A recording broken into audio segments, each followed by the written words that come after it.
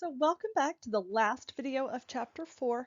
I hope that you've got your notes with you. I hope that you are taking really good notes, especially in this particular chapter, well, in all the chapters, but in this particular chapter, in this particular objective, this is some really tough stuff. And so I strongly encourage you to be making formula sheets as we go throughout the chapters. Yes, you can use your formula sheet on the test, and I hope that you'll make one and you'll add to it as you go throughout the semester. So I've got a formula sheet here that I can't actually show you, but I've got all of the formulas from chapter 4.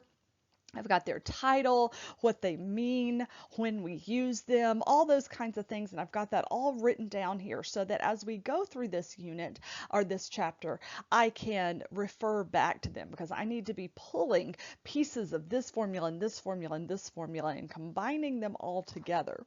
And so it's pretty complex. And so again, I hope that you're taking really good notes. If we were in a regular classroom, we would have a big whiteboard and we could work the problem out and see the whole thing in one view, but it's really hard to do that. We can't do it actually in a PowerPoint. So you want to make sure that you're taking good notes as we go through this. So you'll have on your notes page that entire view and you'll be able to connect the dots step by step what we did to arrive at the answer.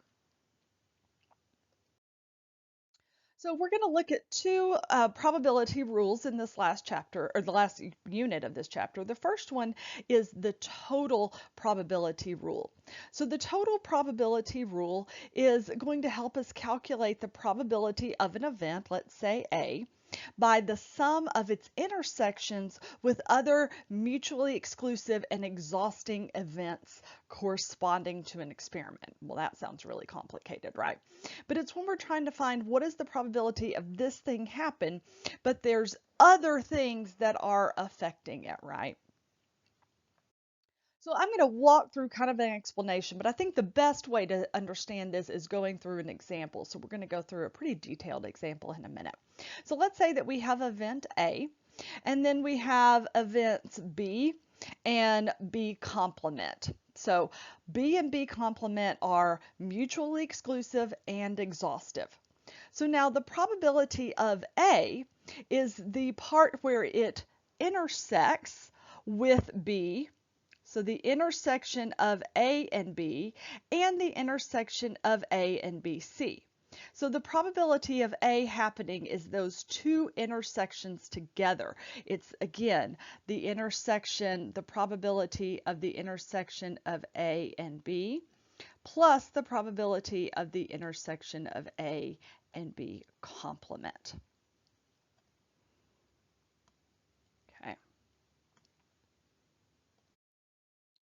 So again, that total probability rule is going to be conditional on two events. So it's looking at the probability of the intersection of A and B and the probability of the intersection of A and BC.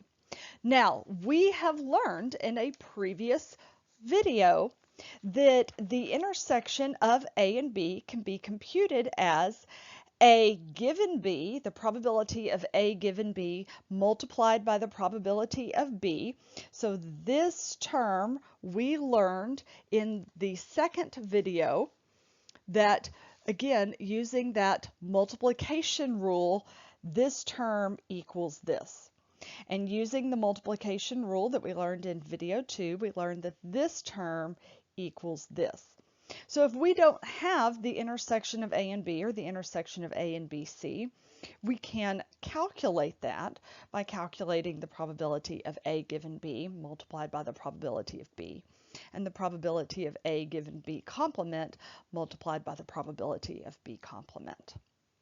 So again, add these to your formula sheet if you haven't already, and then let's go and look at an example. So here we're given a statistics class, and the professor noticed that students who regularly attend class have a higher tendency to earn a final grade of A, and I think we all know that to be true. So the professor, being a statistics professor, has calculated that there is an 80% chance that a student will attend class regularly. They've also determined that given that a student attends class regularly, there is a 35% chance that student will earn an A. So in other words, out of the 80% of students who attend class regularly, 35% of those earn an A. Okay. Now, however, if the student does not attend class regularly, then there is only a 5% chance that they will earn an A. All right, so the first thing I like to do is make a list of what I know, what I was given in the problem. So let's say that A means the student corresponds to event that a student earns an A, and R corresponds to the event that a student attends class regularly. So we know that the probability of a student attending class regularly, so the probability of R is 80%. We were given that information, right? We also were given that the probability that a student earns an A, given that they attend class regularly, is 35%. And then lastly, we were given that the probability that a student earns an A, given that they do not attend class regularly, is only 5%. Okay. So are we good so far? So this is all just information that we were given in the previous slide in the data. So first question, what is the probability that a student does not attend class regularly? So we know that the probability that a student attends class regularly is 80%. So this is asking what is the complement of R? What is the probability of the complement of R? And so we know from our formula sheet that the complement rule is the probability of the complement is 1 minus the probability of the event. So since we know that there's an 80% probability that a student attends class regularly, the complement of that is 20%. So there's a 20% probability that a student will not have regular attendance.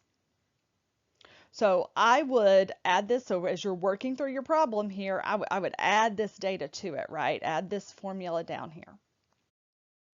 All right, so what is the probability that a student attends class regularly and earns an A? Now this gets tricky, okay? Because let me ask, how many of us wanted to say, well, that's 35%. That's what they just told us in the problem. But it's not what they just told us in the problem, okay? But don't worry, that's a very, very common mistake. What they told us in the problem is that out of the 80% of students that attend class regularly, 35% will earn an A. This is asking what is the probability that both A and R happen? What is the probability that a student will attend class regularly and earn an A? So this question is asking us for the intersection of A and R. Okay, not A given R, but the intersection of A and R. So this is asking us, again, remember that upside down U looking thing means intersection. This is asking us, if we go back to our Venn diagram over here where we have A and we have R, this is looking for that intersection right here. What is the probability that a student is going to do both, attend class regularly and earn an A? So we know from our rule, from our conditional, we know from our multiplication rule, I said that backwards, we know from our multiplication rule that the probability of the intersection between A and R is the probability of A given R multiplied by the probability of R. Now we can just plug in what we know. So we know that the probability of A given R is 35%. And we know, so in other words, we know that if a student attends class regularly, they have a 35% chance of earning an A. And we know that 80% of students attend class regularly. So the probability of R is 80%. So when we multiply those together, we get 28%. So there's a 28% chance that a student will do both, attend class regularly, and earn an A. Okay. So does that make sense? And again, if we were in a classroom, I could look at your faces and see if we're confused or not.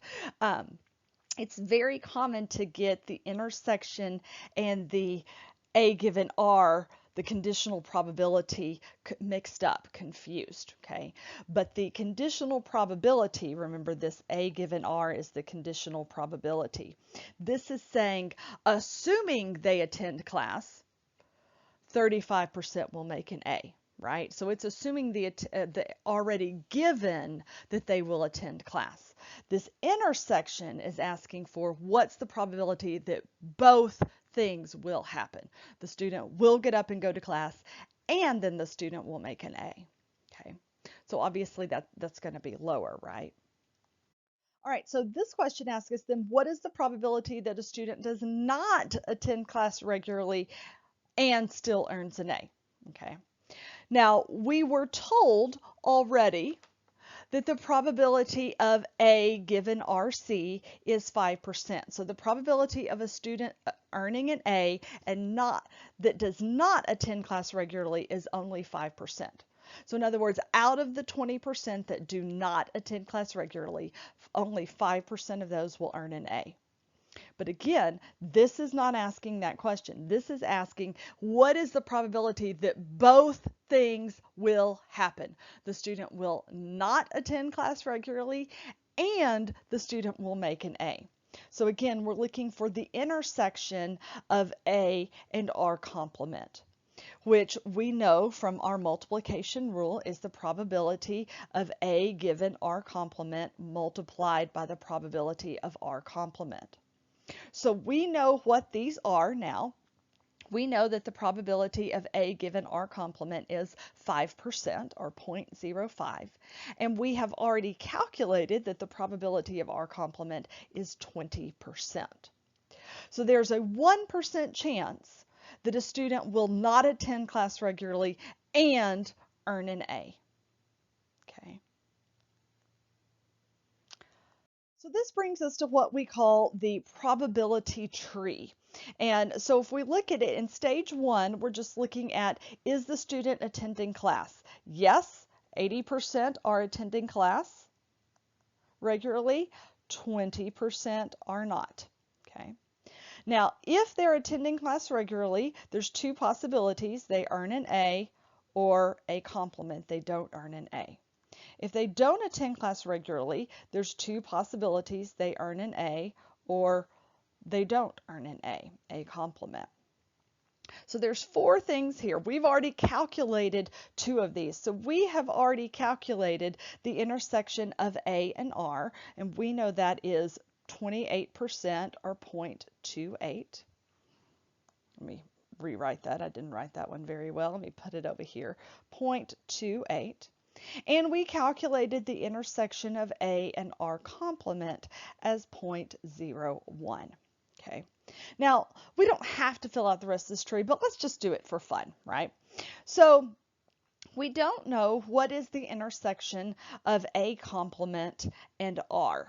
Okay, so we know from our multiplication rule that we can calculate that by saying the probability of A complement given R multiplied by the probability of R.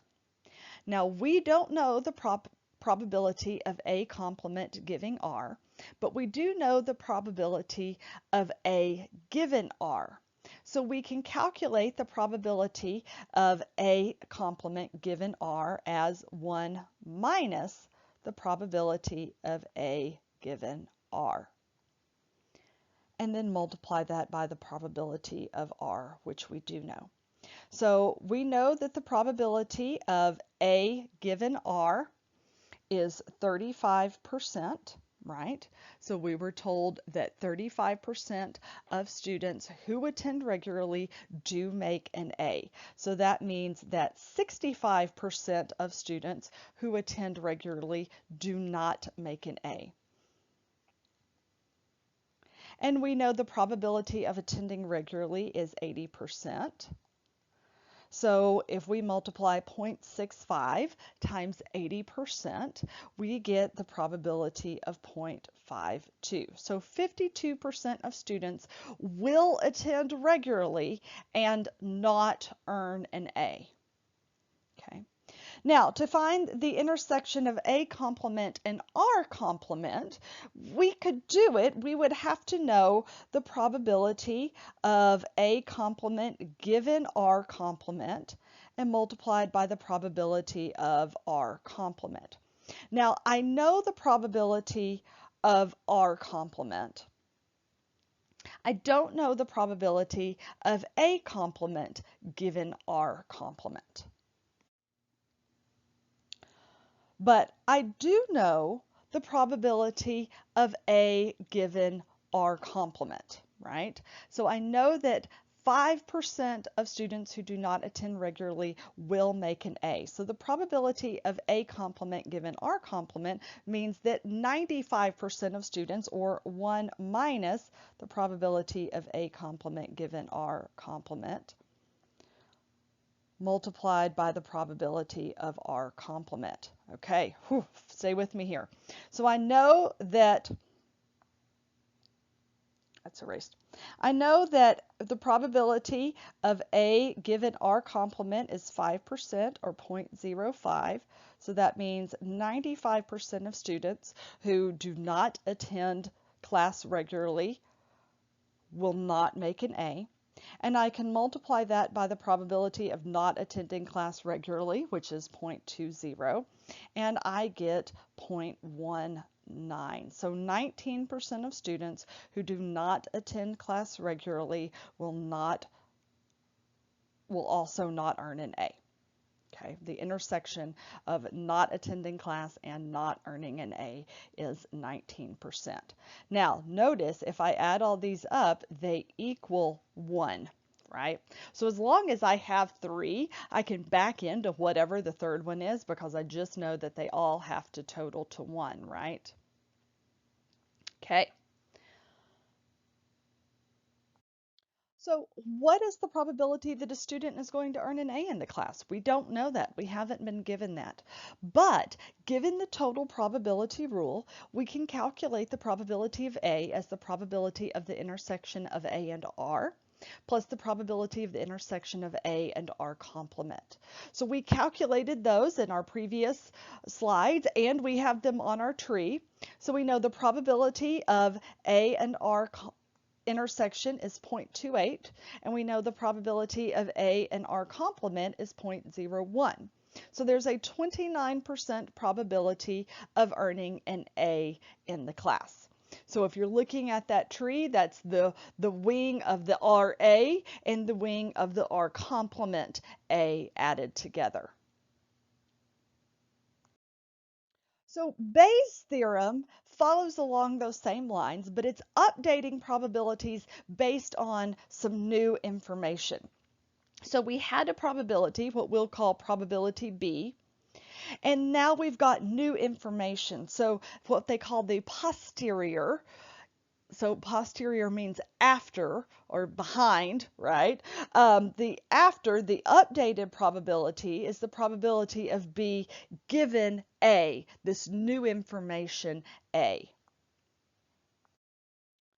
So again, we've got this formula here, these kind of complex formulas. I'm going to encourage you to pause the video, write these down, add these to your formula sheets, and then we'll go through and walk through an example using them. So here we're told that 99% of individuals that take a polygraph test tell the truth. Right? And these tests are considered to be very reliable. In fact, 95%. So in other words, there's a 95% chance of actually detecting a lie. We're also told that there is a 0.5%, so notice the 0.5% chance that the test will erroneously detect a lie when the individual is telling the truth. So here we're told someone has just taken a polygraph test and it has detected a lie. What is the probability that the individual is actually telling the truth? Okay, so again, let's start by writing down what it is we know. So let's say that D is the outcome, that the polygraph detected a lie, and T is the event that the individual is telling the truth. So we know from the data given that the probability that the individual is telling the truth is 0.99. Therefore, the t complement, or the probability that the individual is not telling the truth, is 1 minus 0.99, or 0.01. We know that the probability that the lie detector will detect a lie when the person is lying is 95%. Okay, so the probability that of D given T complement, so the probability that they are lying and the lie detector detects a lie, is 95%. The probability that they detect a lie, that the lie detector detects a lie when they are given that they are telling the truth, is 0.005, or that 0.5%. So again, our question is, the individual has just taken a polygraph test and the test has detected a lie. What is the probability that the individual is actually telling the truth?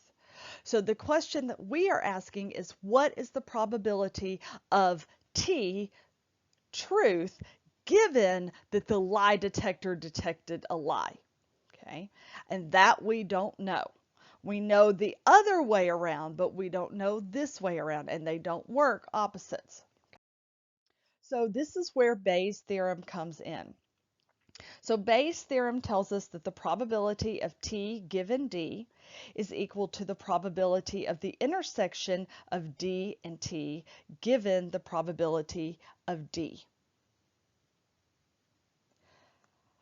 No, we can further extend that because we do not know the probability of D. We weren't given that data, but we can expand that using the total probability rule, that the probability of D is equal to the intersection of the probability of the intersection of D and T plus the probability of the intersection of D given and T complement. Okay, but we still have a problem because we still don't know the probability of the intersection of D and T. That we don't know. So we can again use that multiplication rule to say that the probability of the intersection of D and T is equal to the probability of D given T multiplied by the probability of T, divided by, and again, we're plugging in that multiplication rule, the probability of D given T multiplied by the probability of T plus the probability of D given T complement multiplied by the probability of T complement. So again, I'm just substituting in the multiplication rule for so this is substituting the total probability rule. And then this is substituting in the multiplication rule for those terms that I don't know. Okay. So I do know the probability of D given T is 0.005 and the probability of T is 0.99. So I can plug those terms in, multiply. Again, I know the probability of D given T is in the probability of T. I also know the probability of D given T complement and the probability of T complement. So I'm just plugging in the terms that I know, multiplying it out. Don't forget your order of operations. We need to multiply the parentheses, then add, then we can divide the whole thing, and I get 0.34256. So there is a 34% probability, just slightly over 34% probability that the person is telling the truth, but the lie detector detected a lie.